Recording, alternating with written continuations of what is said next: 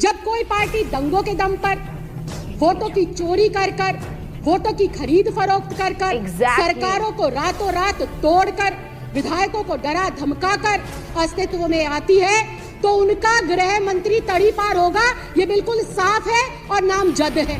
अरे बाप रे बाप, राखी बिड़ला का मोदी शाह पर उबलता हुआ भाषण सुनकर भाजपाइयों के बीच भगदड़ मच गई। हे हाय हेलो नमस्ते जी, सत श्री अकाल, अस्सलाम वालेकुम। मैं निधि शर्मा इंडिया से, और राखी बिड़ला अपने आप में एक बहुत बड़ी हस्ती हैं। जिनको मालूम नहीं है मैं बता देती हूँ कि she is the deputy speaker of Delhi Vidhan Sabha. तो ऐसे नेताजी जो ललकारते हैं ना सत्ताधारियों को, उनकी हम हमेशा रिस्पेक्ट करते हैं और उनको सुनने के लिए उत्सुक रहते हैं। पहले भी राखी जी कई बार खलबली मचवा चुकी हैं। डायरेक्टली वो हमारे गृह मंत्री जी को तड़ी पार कह देती हैं, प्रधानमंत्री जी को चाय वाला कह देती हैं, और डरती किसी से नहीं। कोई डरने की बात ही नहीं है जब गलती उन्होंने करी नहीं। सवाल पूछना विपक्ष की जिम्मेदारी है और वो अपनी जिम्मेदारी को बखूबी निभा रही हैं। अब चलिए हम अपने आप से एक सवाल पूछते हैं कि क्या हम हमारी जिम्मेदारी निभा रहे हैं? क्या हम सही सरकार के समर्थन में खड़े हैं? तो जवाब है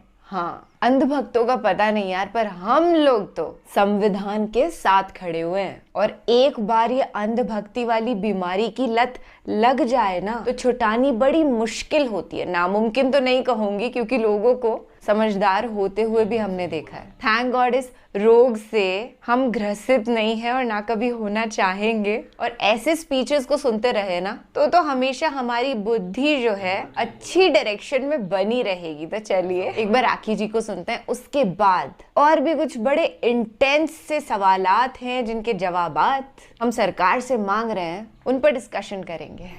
पूरे देश के अंदर और पूरी दुनिया के अंदर इस कुकृत्य की चर्चा पिछले 1.5 साल से चल रही है जी, कि किस प्रकार से देश के संविधान की आस्था पर और संवैधानिक संस्थाओं पर निरंतर चोट कर कर कुछ संकीर्ण मानसिकता के लोग, कुछ छोटी सोच के लोग बार बार इस बात का परिचय दे रहे हैं कि उनको सिर्फ और सिर्फ एक बात समझ आती है, एक शब्द समझ आता है, वो है तानाशाही। लेकिन डॉक्टर भीमराव अंबेडकर जी के द्वारा लिखे गए संविधान और हजारों हजार क्रांतिकारियों के बलिदान की वजह से जो हमारे भारत देश को गौरव प्राप्त हुआ है लोकतंत्र में, उस लोकतंत्र के अंदर इन लोगों के तानाशाही वाले मंसूबे तो दूर की बात है, इस शब्द के लिए भी कोई जगह नहीं। अध्यक्ष जी, कहावत है, जैसा खाओगे अन्न वैसा होगा मन, और जैसे होंगे संस्कार वैसे होंगे आपके आचार विचार। तो अध्यक्ष जी, जब मैं संस्कारों की बात कर रही हूँ, सही है, तो मुझे बहुत ही भारी मन से ये कहना पड़ रहा है कि जिस पार्टी की सरकार आज देश के केंद्र में है और देश के 22 राज्यों में है, उस पार्टी का जन्म ही दंगों से, लोगों को डरा धमका कर वोट लेने से ही हुआ है। और वो डरा धमका कर, दंगों से सरकार बनाकर जो प्रधानमंत्री के तौर पर बैठे हैं, उस चौथी पास राजा की संकीर्ण मानसिकता से सिर्फ और सिर्फ हम लोग इसी बात की उम्मीद कर सकते हैं कि उनके अंदर सिर्फ और सिर्फ ईर्ष्या है, ग्लानि है, और हर वक्त दूसरे के साथ परस्पर जो है कंपटीशन, काम के दम पर जीतने की भावना नहीं है। उनको कैसे नीचा दिखाकर आगे बढ़ा जा सके, ये भावना निरंतर उनके अंदर पलती है, बढ़ती है।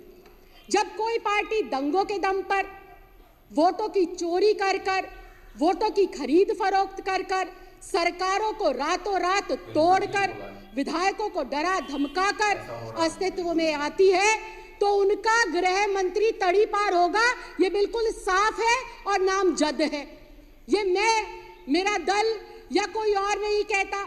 ये चुनाव के माध्यम से कही हुई बातें नहीं है, ये तो भारत की न्याय व्यवस्था के माध्यम से न्यायालयों के अंदर सत्यापित बात है।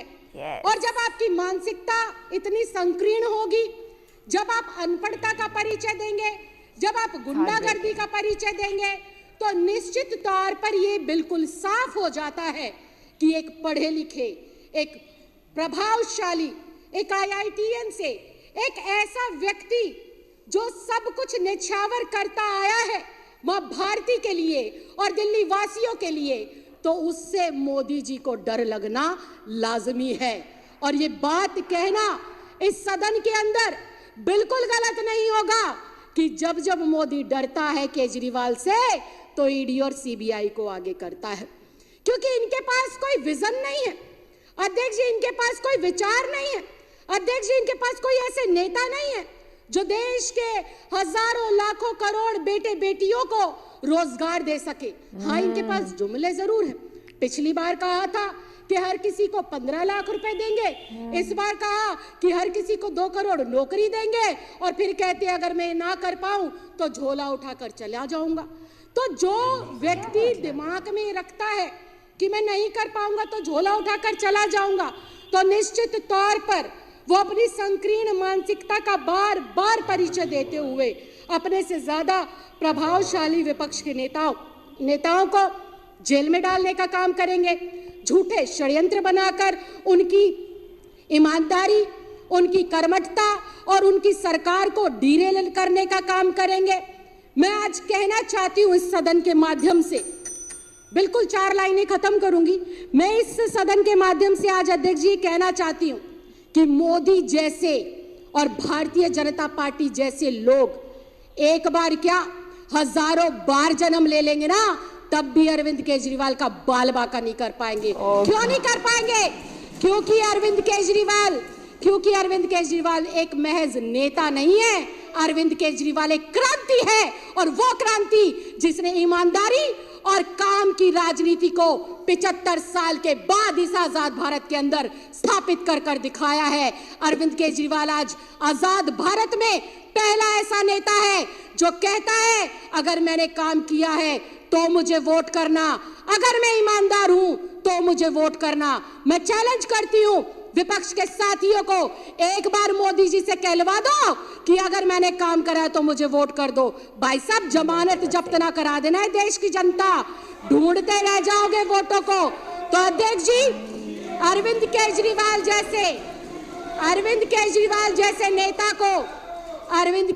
जैसे नेता को मोदी जैसे व्यक्ति और तड़ी पार जैसे अमित शाह जैसे व्यक्ति हजारों जन्म लेंगे ना झुका सकते हैं, ना डरा सकते हैं, और ना ही हमारी सरकार को तोड़ सकते हैं। और जहां तक बात है आम आदमी पार्टी को तोड़ने की, आम आदमी पार्टी के लोगों को डराने की, तो अध्यक्ष जी मैं ये भी बहुत साफ शब्दों में बता दूं, आम आदमी पार्टी कोई राजनीतिक पार्टी नहीं है, ये एक परिवार है। और इस परिवार में ना सिर्फ विधायक, ना सिर्फ मंत्री, ना सिर्फ सांसद है, बल्कि इस परिवार के अंदर दिल्ली के 2 करोड़ सदस्य हैं जो अपने बेटे के ऊपर, अपने भाई के ऊपर और अपने परिवार के ऊपर मजबूती से विश्वास कर खड़े हैं। हम आज फिर इस बात को कहते हैं, तुम ईडी को लगा लो, तुम CBI को लगा लो, तुम्हारे आसपास जितने तुम्हारे हथकंडे हैं सब कुछ लगा लो, ना तुम अरविंद केजरीवाल की ईमानदारी पर दाग लगा सकते, ना उसकी कर्मठता पर दाग लगा सकते। ये दाग वापस तुम्हारे मुंह पर लगेंगे, हेमंत विश्व शर्मा के रूप में लगेंगे आपके मुंह पर ये दाग आकर, शुभेंद्र अधिकारी के तौर पर तुम्हारे मुंह पर ये दाग आकर लगेंगे, जो नर्मदा घोटाला हुआ उसके नाम पर। और मोदी सरकार और ईडी के दुरुपयोग की वजह से ना विपक्ष खत्म हो सकता है, ना विपक्ष खत्म होगा। आने वाले समय के अंदर आप देखिए, अभी तुम्हारी बैसाखी की सरकार चलती है केंद्र में 2 बाबुओं के दम पर। वो बाबू जिस दिन अपना सहारा हटा लेंगे तो हमारे जो चौथी पास राजा है वो कुर्सी से नीचे गिरेंगे और संविधान की जय जयकार होती रही है। तो अध्यक्ष जी, मैं सिर्फ इतना कहना चाहती हूँ, आज तक जितनी भी सरकारों ने अपनी संस्थाओं का दुरुपयोग करा है। इस लोकतंत्र के माध्यम से, संविधान के माध्यम से जनता ने उनको जवाब दिया है।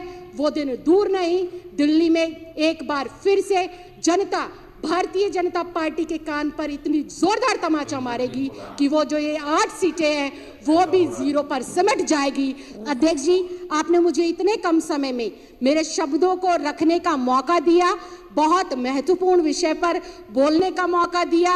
मैं चाहती हूं कि इस विषय को आज से और अभी से हम लोग इतनी गहराई से जन जन में पहुंचाएं कि वोट लेने के लिए किस प्रकार से कामचोर लोग एक काम करने वाले नेता की छवि को धूमिल करने का असफल प्रयास करते हैं। ये इस प्रयास में भी असफल रहे और चुनाव में भी 100% असफल रहेंगे। 70 की 70 सीटें केजरीवाल को, अपने बेटे को, अपने भाई को दिल्ली की जनता देकर रहेगी। बहुत बहुत धन्यवाद, बहुत बहुत आभार। जय हिंद, जय भारत।